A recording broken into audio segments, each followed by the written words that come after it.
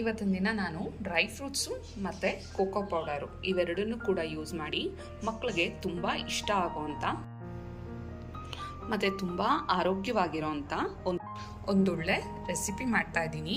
ಅದಕ್ಕೆ ಏನೇನು ಬೇಕು ಅಂತ ಹೇಳಿದ್ರೆ, ನಾನಿಲ್ಲಿ 1 ಬಟ್ಲನಷ್ಟು ಪೂರ್ತಿಯಾಗಿ ಖರ್ಜೂರ ತೊಗೊಂಡಿದ್ದೀನಿ. ಇದನ್ನು ನಾನು ಇದರಲ್ಲಿರುವಂಥ ಸೀಡ್ಸ್ ಎಲ್ಲ ತೆಗೆದು ಮತ್ತು ನೀಟಾಗೆಲ್ಲ ತೊಳೆದು ಇಟ್ಕೊಂಡಿದ್ದೀನಿ. ಅದ್ರ ಜೊತೆಗೆ 1 ಹಿಡಿಯಷ್ಟು ವಾಲ್ನಟ್ಸ್ ತೊಗೊಂಡಿದ್ದೀನಿ ಮತ್ತು 1-2 ಚಮಚದಷ್ಟು ಪಿಸ್ತಾ ಮತ್ತು ಅಂಜೂರ, ಇದು 4ರಿಂದ 5 ತೊಗೊಂಡಿದ್ದೀನಿ ಮತ್ತು 1-2 ಚಮಚದಷ್ಟು ಗೋಡಂಬಿ, 1 ಬಟ್ಲನಷ್ಟು ಬಾದಾಮಿ, ಜೊತೆಗೆ ಇದು ಕಪ್ಪು ದ್ರಾಕ್ಷಿ ತೊಗೊಂಡಿದ್ದೀನಿ. ನಿಮಗೆ ಇದು ಸಿಗಲಿಲ್ಲ ಅಂದರೆ ಪರವಾಗಿಲ್ಲ, ಬೇರೆ ದ್ರಾಕ್ಷಿನೇ ತೊಗೋಬೋದು. ಮತ್ತು ಬೆಣ್ಣೆ, ತುಪ್ಪ, ಹಾಲಿನ ಪೌಡ್ರು, ಜೊತೆಗೆ ಕೋಕೋ ಪೌಡ್ರು, ಇದ್ರ ಜೊತೆಗೆ ಪಂಪ್ಕಿನ್ ಸೀಡ್ಸು ಮತ್ತು ಫ್ಲ್ಯಾಕ್ಸ್ ಸೀಡ್ಸು, ಇದಿಷ್ಟನ್ನು ತೊಗೊಂಡಿದ್ದೀನಿ. ಇಲ್ಲಿ ನಾನು ಫ್ಲ್ಯಾಕ್ಸ್ ಸೀಡ್ಸ್ನ ಹುರ್ಕೋತಾ ಇದ್ದೀನಿ.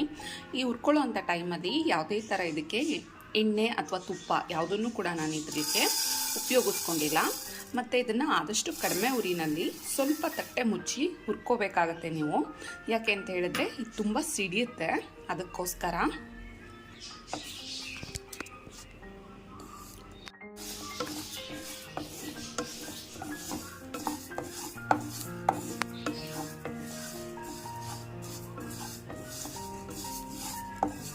ಈಗ ಇದನ್ನೆಲ್ಲ ಪೂರ್ತಿಯಾಗಿ ಹುರಿದಿರೋದಾಗಿದೆ, ಹಾಗಾಗಿ ಬೇರೆ ತಟ್ಟೆಗೆ ತೆಗೆದಿಟ್ಕೋತಾ ಇದ್ದೀನಿ.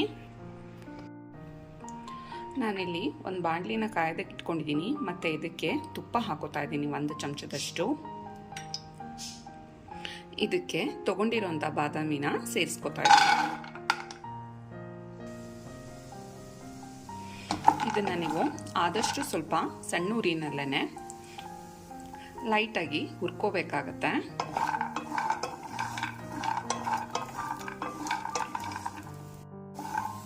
ನಾನಿಲ್ಲಿ ಇದನ್ನು ಒಂದು 5 ನಿಮಿಷದವರೆಗೂ ಪೂರ್ತಿಯಾಗಿ ತುಪ್ಪದಲ್ಲೇ ಸಣ್ಣ ಉರಿನಲ್ಲಿ ಹುರ್ಕೊಂಡಿದ್ದೀನಿ. ಮತ್ತು ಇದನ್ನು ನಾನು ಬೇರೆ ಸಪ್ರೇಟಾಗಿ ಒಂದು ಪ್ಲೇಟ್ಗೆ ತೆಗೆದಿಟ್ಕೋತಾ ಇದ್ದೀನಿ.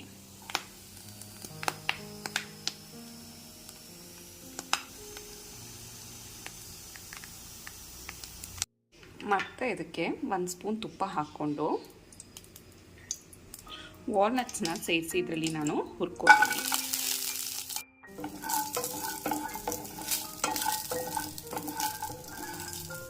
ಈಗ ಇದು ಕೂಡ ರೆಡಿ ಆಗಿದೆ, ಹಾಗಾಗಿ ನಾನು ಇದನ್ನು ಕೂಡ ಬೇರೆ ಸಪ್ರೇಟಾಗಿ ಒಂದು ಪ್ಲೇಟ್ಗೆ ತೆಗೆದಿಟ್ಕೋತಾ ಇದ್ದೀನಿ. ಈಗ ಇದಕ್ಕೆ ಗೋಡಂಬಿ ಸೇರಿಸ್ಕೊತಾ ಇದ್ದೀನಿ. ಈಗ ಇದು ಕೂಡ ಪೂರ್ತಿಯಾಗಿ ಆಗಿದೆ, ಹಾಗಾಗಿ ಇದನ್ನು ನಾನು ತೆಗೆದು ಬೇರೆ ಪ್ಲೇಟ್ಗೆ ಎತ್ತಿಟ್ಕೋತಾ ಇದ್ದೀನಿ. ಪಿಸ್ತಾ ಸೇರಿಸ್ಕೊತಾ ಇದ್ದೀನಿ.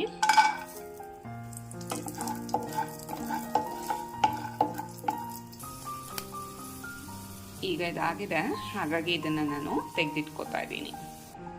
ಈಗ ದ್ರಾಕ್ಷಿ ಸೇರಿಸ್ಕೊತಾ ಇದ್ದೀನಿ.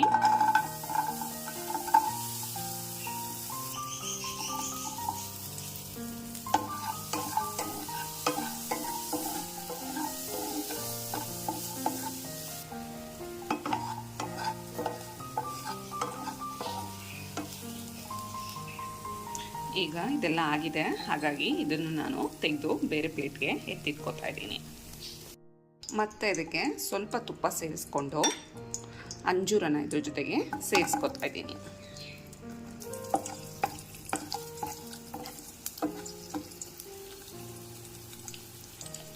ಇದೀಗ ಆಗಿದೆ. ಇದನ್ನು ತುಂಬ ಹೊತ್ತು ಇದರಲ್ಲಿ ಬಿಡೋ ಅವಶ್ಯಕತೆ ಇರೋದಿಲ್ಲ, ಹಾಗಾಗಿ ತೆಗೆದುಬಿಡ್ತಾ ಇದ್ದೀನಿ. ಈಗ ಇದಕ್ಕೆ ಕೊನೆಯದಾಗಿ ಖರ್ಜೂರನ ಸೇರಿಸ್ಕೊತಾ ಇದ್ದೀನಿ.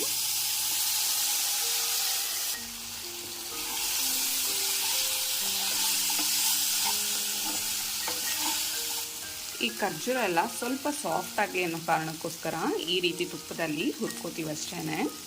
ತುಂಬ ಹೊತ್ತು ಹುರಿಯೋಂಥ ಅವಶ್ಯಕತೆ ಏನಿರೋದಿಲ್ಲ. ನಾನು ಒಂದು 5 ನಿಮಿಷ ಹಾಕಿ ತೆಗೆದುಬಿಡ್ತಾ ಇದ್ದೀನಿ.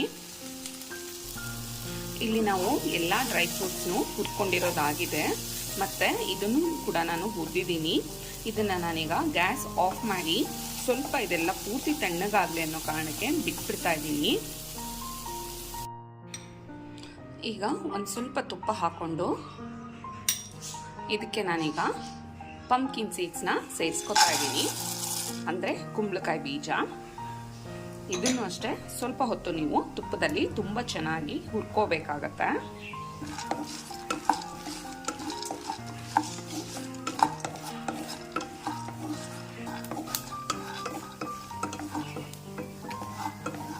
ಈಗ ಇದಾಗಿದೆ, ಹಾಗಾಗಿ ನಾನು ಗ್ಯಾಸ್ ಆಫ್ ಮಾಡ್ಕೋತಾ ಇದ್ದೀನಿ.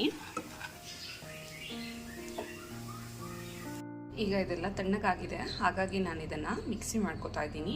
ಆದರೆ ತುಂಬ ಫೈನ್ ಪೌಡ್ರ್ ಮಾಡ್ಕೊಳ್ಳೋಂಥ ಅವಶ್ಯಕತೆ ಇರೋದಿಲ್ಲ. ನೀವು ಇದನ್ನು ಸ್ವಲ್ಪ ಹುಡಿಯಾಗಿ ಮಾಡಿಕೊಂಡ್ರೆ ಸಾಕಾಗತ್ತೆ. ಇದನ್ನು ಒಂದು ಪಾತ್ರೆಗೆ ಹಾಕೋತಾ ಇದ್ದೀನಿ. ಮತ್ತೆ ಈಗ ಇದಕ್ಕೆ ವಾಲ್ನಟ್ಸ್ನ ಸೇರಿಸ್ಕೋತಾ ಇದ್ದೀನಿ, ಜೊತೆಗೆ ಪಿಸ್ತಾ ಮತ್ತು ಗೋಡಂಬಿ. ಇದನ್ನು ಅಷ್ಟೇ ನಾನು ಸ್ವಲ್ಪ ಮಿಕ್ಸಿ ಮಾಡ್ಕೋತೀನಿ. ಇದನ್ನು ಅಷ್ಟೇ ನಾನು ಸ್ವಲ್ಪ ಕಾಳು ರೀತಿಯೇ ಮಿಕ್ಸಿ ಮಾಡ್ಕೋತಾ ಇದ್ದೀನಿ. ಈ ರೀತಿಯಾಗಿದ್ದರೆ ಸಾಕಾಗತ್ತೆ. ಈಗ ದ್ರಾಕ್ಷಿ ಮತ್ತು ಅಂಜೂರ ಇದಿಷ್ಟನ್ನು ನಾನು ಮಿಕ್ಸಿ ಮಾಡ್ಕೋತಾ ಇದ್ದೀನಿ. ಅವೆರಡನ್ನು ಸೇರಿಸಿ ಮಿಕ್ಸಿ ಮಾಡಿಕೊಂಡಾಗ ನಿಮಗೆ ಈ ರೀತಿಯಾಗಿ ಬರುತ್ತೆ. ಮೀನ್ಸ್ ಇದು ಫುಲ್ ಸ್ಟಿಕ್ಕಿ ಆಗಿರುತ್ತೆ. ಈಗ ನಾವೇನು ಪೌಡ್ರು ಎಲ್ಲ ಮಾಡ್ಕೊಂಡಿದ್ದೀವಿ ಅದ್ರ ಜೊತೆ ಸೇರಿಸಿ ಕಲಿಸ್ಕೊಂಡಾಗ ನಿಮಗೆ ತುಂಬ ನೀಟಾಗಿ ಉಂಡೆಗಳಾಗಿ ಸಿಗುತ್ತೆ. ಮತ್ತು ಈಗ ಕೊನೆಯದಾಗಿ ಖರ್ಜೂರನ್ನ ಮಿಕ್ಸಿ ಮಾಡ್ಕೋತಾ ಇದ್ದೀನಿ. ಈ ರೀತಿಯಾಗಿ ಇದು ಫುಲ್ ಫೈನ್ ಪೇಸ್ಟ್ ರೀತಿ ಆಗುತ್ತೆ. ಇದನ್ನು ಕೂಡ ನಾವು ಸೇರಿಸಿ ಕಲಿಸ್ಕೋಬೋದಾಗಿರುತ್ತೆ. ಈಗಾಗಲೇ ನಾನಿಲ್ಲಿ ದ್ರಾಕ್ಷಿ ಮತ್ತು ಅಂಜೂರದ ಪೇಸ್ಟ್ ಹಾಕ್ಕೊಂಡಿದ್ದೀನಿ. ಇದ್ರ ಜೊತೆಗೆ ಖರ್ಜೂರದ ಪೇಸ್ಟ್ ಕೂಡ ಸೇರಿಸ್ಕೊತಾ ಇದ್ದೀನಿ. ಈ ಅಗಸೆ ಬೀಜನ ಏನು ತೊಗೊಂಡಿದ್ದೀರಾ ಇದನ್ನು ನೀವು ಪೂರ್ತಿಯಾಗಿ ಸಣ್ಣದಾಗಿ ಪೌಡ್ರೇ ಮಾಡ್ಕೋಬೇಕಾಗತ್ತೆ. ಹಾಗಾಗಿ ನಾನಿಲ್ಲಿ ಫುಲ್ಲು ಫೈನ್ ಪೌಡ್ರ್ ಮಾಡ್ಕೋತಾ ಇದ್ದೀನಿ. ನೋಡಿ, ಈ ರೀತಿಯಾಗಿ ಅಗಸೆ ಬೀಜನ ನಾನು ಪೂರ್ತಿಯಾಗಿ ಪೌಡ್ರ್ ಮಾಡ್ಕೊಂಡಿದ್ದೀನಿ. ಮತ್ತು ಇದನ್ನು ಕೂಡ ನಾನು ಇದ್ರ ಜೊತೆ ಸೇರಿಸ್ಕೊತಾ ಇದ್ದೀನಿ. ಮತ್ತು ಈಗ ಹುರಿದಿಟ್ಕೊಂಡಿರೋಂಥ ಕುಂಬಳಕಾಯಿ ಬೀಜ ಇದು ಸ್ವಲ್ಪ ಹುಡಿಯಾಗೇ ನಾನು ಇದನ್ನು ಮಿಕ್ಸಿ ಮಾಡ್ಕೋತಾ ಇದ್ದೀನಿ. ಈ ರೀತಿಯಾಗಿದೆ, ಸಾಕಿದು.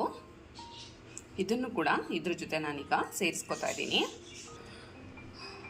ಇಲ್ಲಿ ನಾನು ಎಲ್ಲ ರೀತಿ ಪೌಡ್ರನ್ನು ಕೂಡ ನಾನಿಲ್ಲಿ ಸೇರಿಸಿರೋದಾಗಿದೆ. ಮತ್ತು ಇದನ್ನು ನಾನು ತುಂಬ ನೀಟಾಗಿ ಕಲಿಸ್ಕೋಬೇಕಾಗತ್ತೆ.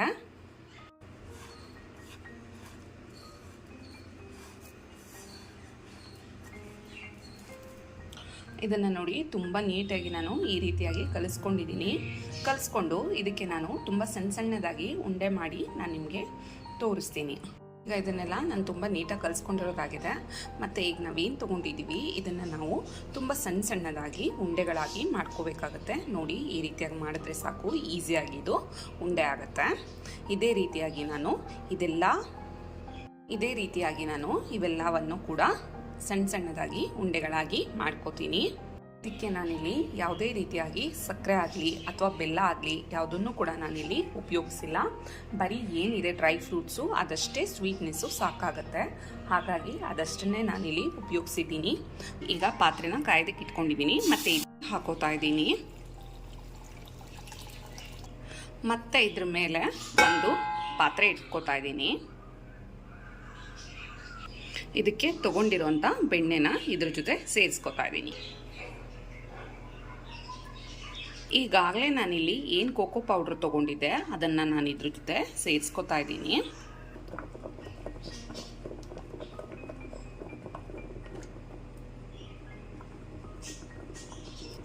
ಇದನ್ನು ಸ್ವಲ್ಪನೂ ಗಂಟಿಲ್ಲದೆ ಇರೋ ರೀತಿ ನೀವು ಇದನ್ನೆಲ್ಲ ಕಲಿಸ್ಕೋಬೇಕಾಗತ್ತೆ.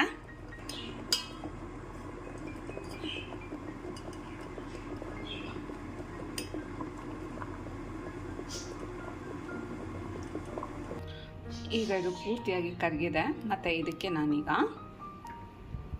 ಹಾಲಿನ ಪುಡಿನ ಇದ್ರ ಜೊತೆ ಸೇರಿಸ್ಕೊತಾ ಇದ್ದೀನಿ. ಇದು ನಿಮಗೆ ಆಪ್ಷನ್ನು, ಬೇಕು ಅಂದರೆ ಸೇರಿಸ್ಕೋಬೋದು, ಬೇಡ ಅಂತ ಹೇಳಿದ್ರೆ ಇದನ್ನು ನೀವು ಸ್ಕಿಪ್ ಮಾಡ್ಕೋಬಹುದು.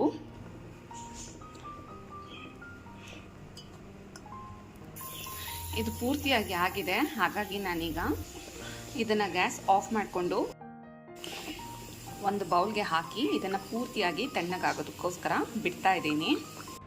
ನೋಡಿ, ಈ ರೀತಿಯಾಗಿ ನಾನು ಎಲ್ಲವನ್ನು ನೀಟಾಗಿ ತುಂಬ ಸಣ್ಣದಾಗಿ ಉಂಡೆಗಳಾಗಿ ಮಾಡ್ಕೊಂಡಿದ್ದೀನಿ. ಕೋಕೋ ಪೌಡರ್ ಮತ್ತು ಮಿಲ್ಕ್ ಪೌಡರ್ ಇವೆರಡನ್ನು ಸೇರಿಸಿ ನೀವೇನು ಈಗಾಗಲೇ ಚಾಕ್ಲೇಟ್ ಸಿರಪ್ ಮಾಡ್ಕೊಂಡಿರಾ ಚಾಕ್ಲೇಟ್ ಸಿರಪ್ ಮಾಡ್ಕೊಂಡಿದ್ದೀರಾ, ಅದಕ್ಕೆ ನೀವು ಈ ಉಂಡೆಗಳನ್ನು ಒಂದೊಂದಾಗಿ ನೀವು ಡಿಪ್ ಮಾಡ್ಕೊತಾ ಬರಬೇಕಾಗತ್ತೆ. ಮತ್ತು ಇದನ್ನು ಡಿಪ್ ಮಾಡಿ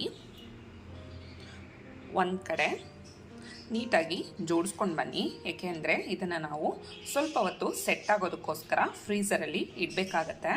ಅದಕ್ಕೋಸ್ಕರ ಇದೇ ರೀತಿಯಾಗಿ ನೀವೆಲ್ಲವನ್ನು ಮಾಡ್ಕೊಂಡು ಬರಬೇಕಾಗತ್ತೆ.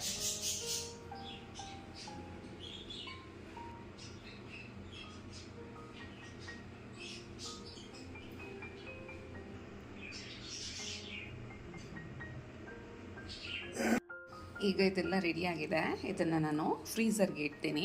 ಅಟ್ಲೀಸ್ಟ್ ಅಂದರೂ ನೀವು 1 ಅವರ್ ಆದರೂ ಫ್ರೀಝರಲ್ಲಿ ಇಡಬೇಕಾಗತ್ತೆ. ಹಾಗಾಗಿ ನಾನು ಇದನ್ನು ಫ್ರೀಝರಲ್ಲಿ ಇಡ್ತಾ ಇದ್ದೀನಿ.